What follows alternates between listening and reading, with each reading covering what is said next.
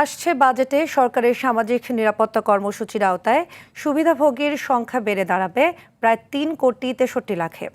এ খাতে ব্যয় ধরা হচ্ছে প্রায় 35,708 কোটি টাকা। এর ফলে মূল্যস্ফীতি কমে আসবে বলে আশা করছেন প্রধানমন্ত্রীর অর্থ ও পরিকল্পনা উপদেষ্টা ডক্টর রাশেদ আল মাহমুদ তিতুমির। তবে সামাজিক খাতে বরাদ্দ বাড়ালে অর্থনীতিতে যাতে করে জটিলতা তৈরি না হয় সেজন্য বিভিন্ন কার্ড প্রদান প্রকল্পকে পাইলট প্রকল্প হিসেবে নেওয়ার পরামর্শ বিশিষ্টজনদের। আরও জানাচ্ছেন তৌহিদুর রহমান।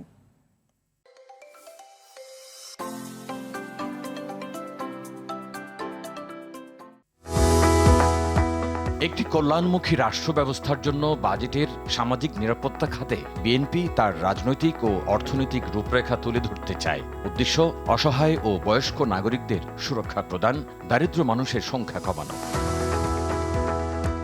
আসছে বাজেটে সামাজিক খাতে বরাদ্দ হতে পারে 1,30,000 কোটি টাকা। সুবিধাভোগীর সংখ্যা হতে পারে 3,63,00,000 মানুষ। চলতি অর্থবছরে 2,60,00,000 মানুষের জন্য ব্যয় হচ্ছে প্রায় 21,701 কোটি টাকা। নারী প্রধান 41 লাখ পরিবারকে ফ্যামিলি কার্ড দেওয়ার কথা বলছে সরকার। ব্যয় ধরা হয়েছে 12,000 কোটি টাকা। পর্যায়ক্রমে 1,61,00,000 পরিবারকে এর আওতায় নিয়ে আসার পরিকল্পনা সরকারের। 42 লাখ কৃষক কার্ডের জন্য 1,062 কোটি টাকা বরাদ্দ দেয়া হবে। 62 লাখ মানুষকে আনা হবে বয়স্ক ভাতার আওতায়। খেতাবপ্রাপ্ত বীর মুক্তিযোদ্ধা, শহীদ মুক্তিযোদ্ধা পরিবার, যুদ্ধাহত বীর মুক্তিযোদ্ধাদের ভাতা বাড়ানো হবে। অপরিবর্তিত রাখা হবে সাধারণ মুক্তিযোদ্ধা ভাতা। জুলাই অভ্যুত্থানে শহীদ পরিবার ও আহতদের ভাতা বাড়ানো হচ্ছে।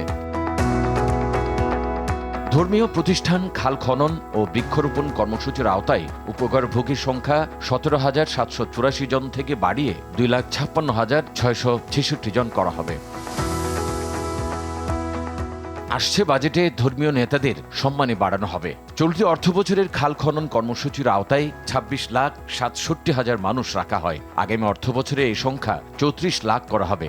এসব কর্মসূচির মাধ্যমে মূল্যস্ফীতি কমে আসবে বলে আশা করছেন সরকারের কর্তা ব্যক্তিরা। কৃষি ঋণের মওকুফের কথা বলা হয়েছে, ক্ষুদ্র ঋণ মওকুফের কথা বলা হয়েছে এবং ফার্মার্স কার্ড এবং ফ্যামিলি কার্ডের কথা বলা হয়েছে। এর ফলে আসলে তার যে উৎপাদনের উপকরণ সেইটা তারা ঠিক সময়ে ক্রয় করতে পারবেন এবং উৎপাদন খরচ কমে গেলে পণ্যের দাম কমে যাওয়ার সম্ভাবনা।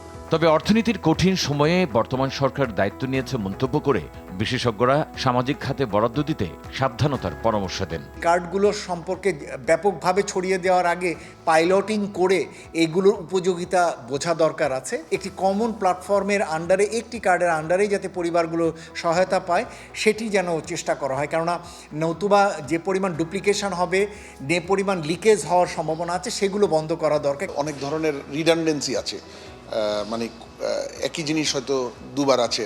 আমরা যদি এই 135টাকে ঢেলে সাজাতে পারি, কমিয়ে নিয়ে আসতে পারি, কমানোর সুযোগ আছে। প্লাস বেনিফিশিয়ারি টার্গেট এইটাকে মানে শুদ্ধ করতে পারি। এই 1,16,000 কোটি টাকার যে বাজেট আমাদের এই বছর ছিল, দেখা যাবে এই অ্যামাউন্ট থেকেই আমরা 12-14,000 কোটি টাকা সেভ করে আনতে পারবো, রিঅ্যালোকেশন করে। সামাজিক নিরাপত্তা খাতে বরাদ্দের বড় অংশ খরচ হয় অবসরপ্রাপ্ত সরকারি কর্মকর্তাদের বেতন বোনাসে।